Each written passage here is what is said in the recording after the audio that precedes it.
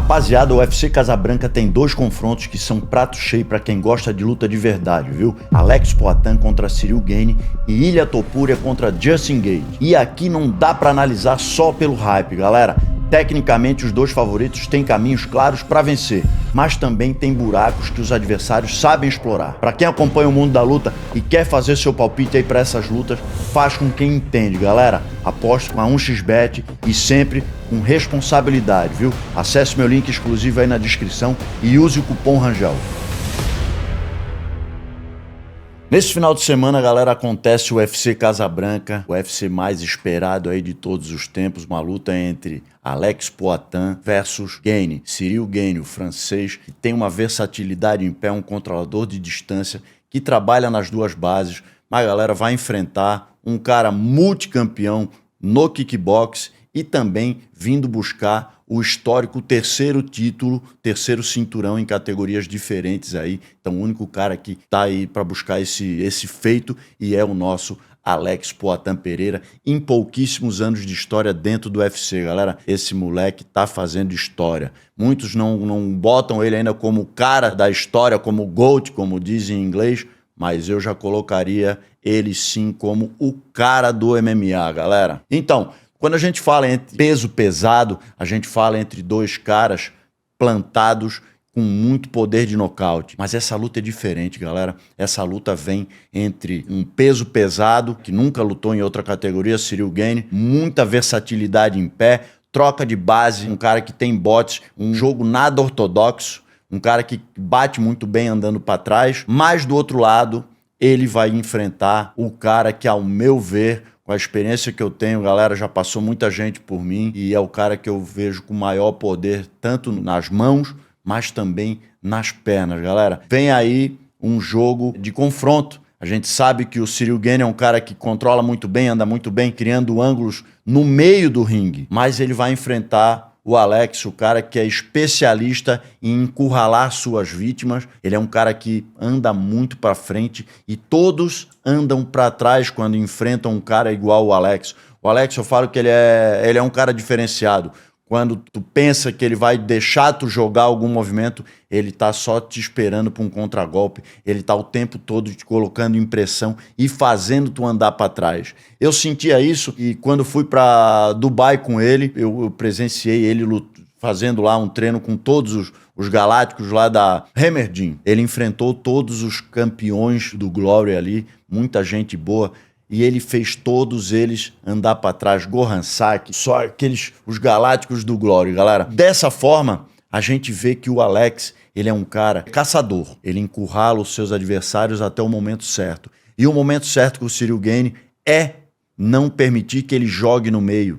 É fazer ele andar para trás e encurralar, tirando a necessidade de espaço que o jogo dele necessita. E o jogo do Alex vai ser jogar lá encostadinho da grade. Lá aonde a luta vai acontecer. Ele deve atuar muito com os low kicks, o chute na panturrilha para tirar a movimentação do Ciryl Gane. Isso é uma ferramenta fundamental dentro dessa luta, porque o Ciryl Gane ele precisa se movimentar e o Alex vai dar uma minada na movimentação do Ciryl Gane com esses calf kicks ali, um movimento que ele tem com muita contundência, certo? O boxe do Alex é um boxe de muita contundência, um cara que realmente tem pegada, tá? Um cara que tem esse jogo de pressão, ele tanto te ataca construindo um padrão e a quebra de padrão já mostrou pra gente como ele traz esse lance do soco no peito, ele tem essa história de jogar os cruzados dele por cima, ele cria esse padrão no jab e quebra com o cruzado que é poderosíssimo, tá? Então, galera, eu vejo o Alex controlando a distância, minando o jogo do Ciryl Gane, vendo qual a forma dele se movimentar e vem aí um nocaute técnico no segundo ou no máximo terceiro round. É aí onde está o jogo. O Alex, primeiro round, se ele fizer igual a Ankalaev, de logo ir para cima do Ciryl Gane, boa estratégia, viu? O Ciryl Gane precisa de espaço, galera. Se o Alex tirar esse espaço logo de começo, será de muita valia. Mas, do outro lado, é um peso pesado. A gente sabe que peso pesado ao começo de luta é sempre muito mais perigoso, né? Mas o Alex, ele tá se apresentando muito bem, né? Eu tenho acompanhado os treinos dele, ele tá agora com 116 quilos, então ele tá quase no limite da categoria. Pretende lutar aí um pouco mais leve, para não perder tanta velocidade, mas ele é um cara que tem muita inteligência de jogo, é um cara que sabe muito bem o seu poder e controla muito bem a distância, sabe que precisa botar pressão no Ciryl Gane. Ciryl Gane tem aquele lance da guarda baixa e, galera, acredito que ele nunca tomou um soco tão poderoso quanto o do Alex, então ele vai ter problema com a guarda baixa dele. Vejo ele se movimentando muito bem com o corpo e trazendo, né, esse lance das possibilidades de uma queda, mas o Alex, galera, tá treinando muito com o Glover Teixeira essa parte. O Glovão, ele fechou uma luta dele aí, então tá se colocando como sparring do Alex. É necessário e muito importante que o Glover traga para o camp a experiência dele como atleta, já foi campeão da categoria meio pesado do UFC e é um cara oriundo da luta agarrada, então Ciryl Gane não tem o mesmo poder de grappling do Glover e o Glover tá servindo de sparring pro Alex. Então, galera, o Alex está na ponta dos cascos, a equipe toda tá pronta, tá todo mundo com a energia focada para essa luta e vem aí o terceiro cinturão, vai entrando para a história, galera. Alex Pereira, campeão em 3 categorias diferentes e o mais, galera, nas 3 categorias mais pesadas do UFC. Foi campeão na 8-4, depois campeão na 9-3 e agora vem aí o peso pesado, uma categoria tão difícil de ser conquistada. Se a gente analisar aí, dentre todas as outras, tiveram sempre monopólio de, por exemplo, Anderson Silva na 8-4, John Jones na 9-3. No peso pesado nunca teve um cara que ganhou mais de 4 lutas seguidas com o cinturão ali. Se eu não me engano foi 3, mas vamos lá chutando aí um 4 para botar um número. Então, galera, a peso pesado é uma categoria difícil, é uma categoria que mais roda o cinturão de mão em mão e o Alex vem buscar essa categoria. E, galera, vem aí uma dinastia Poatan. Se liga nessa luta que vem coisa boa por aí pro Brasil, galera. Galera, tem muita gente dizendo que o Alex vai ter problema em lutar nessa primeira luta como peso pesado, mas a galera não se entende que o Alex sempre foi um cara que o normal dele é ali 105, entre 5 e 108 quilos. Então ele é um cara que é peso pesado, mas a dedicação dele com toda a equipe fez com que ele baixasse para 8-3, depois baixasse para 9-3 e agora vai assumir esse peso que é dele. Galera, o Alex é um cara de estrutura muito pesada, é um cara que tem um quadril muito forte. Então, agora o que ele fez? Ele aceitou a categoria dele, não tem mais aquela briga com o prato, não tem mais aquela briga com a balança, aquela necessidade de controle do peso. Agora ele está comendo com liberdade e lembrando, não é comer com qualquer coisa, não. Ele está comendo correto, mas não está mais precisando controlar o peso. Então pode se liberar no carboidrato, na proteína, porque agora ele tem o limite de 120, e 120 não vai bater, não vai passar de 120. Ele está ali entre 116, está quase no limite da categoria, mas se o cara que bate 125 faz ali uma restriçãozinha, uma desidratação, bate facilmente 120. Então essa, galera, é a categoria do Alex, sim, é a categoria que aos 30 e tantos anos o atleta já cansou de desidratar, já cansou de perder peso e agora ele está aí com 38 anos lutando na categoria mais confortável para ele, aonde ele pode aí ter a saúde com a hidratação, a alimentação e não ter as baixas hormonais que já é da idade, né, galera? Então o Alex aí agora nessa categoria tem uma sobrevida maior como atleta, que a gente sabe que aos 35, né, seguindo a fisiologia, é o auge do atleta e depois ele começa a descer. Com essa subida de categoria, ele desacelera essa baixa de rendimento, né? Porque aí não tem a restrição alimentar, tem né, muita possibilidade de estar produzindo hormônio com total atuação aí da sua alimentação. Então, se liga, porque o Alex está lutando sim na categoria dele, galera. E, galera, a gente viu aí, acompanhou que a equipe do Ciryl Gane chamou o arquirrival, né, o principal adversário do Alex no Glory, que é o Artem Markov, um russo com a estatura um pouco menor, mas que trazia problema pro Alex aí numa luta. Era um cara muito aguerrido, um cara que fazia esse papel, então ele se confrontava, fazia o Alex andar um pouco para trás. Mas, galera, Ciryl Gane não é Markov, e se a gente... Vamos aqui dar uma analisada na luta do Markov com o Alex e ver como ele pode ajudar o Ciryl Gane na leitura de luta do Alex. Vamos lá. E lembrando que é uma luta de kickbox, e kickbox não é MMA, galera. Tem diferença, mas vamos ver se o jogo aí ele pode ajudar o Ciryl Gane em alguma coisa. Ele é um cara... O Markov é um cara que ele busca não andar muito para trás, ele se fecha bem, né? E procura trabalhar com golpes isolados dentro do Alex.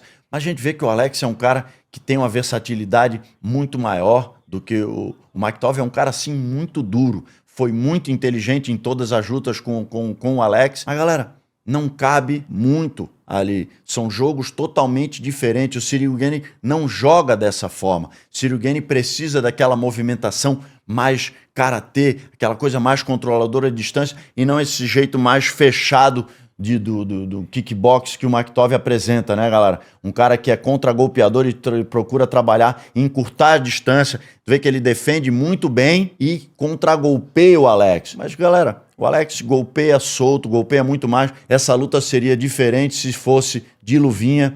Vê que o Markov, ele fica o tempo todo esperando. Esse tipo de postura de luvinha não caberia. O Alex teria muito mais facilidade em lutar contra ele. Mas Ciryl Gane, né, queria uma opinião e saber de quem enfrentou ele. E eles se enfrentaram, se eu não me engano, foi 2 ou 3 vezes. Foi 2, né? Eu acho que foi uma vitória para cada um, galera. E é bem isso, galera. O Markov, ele apresenta posturas de defesa que no MMA não são eficientes.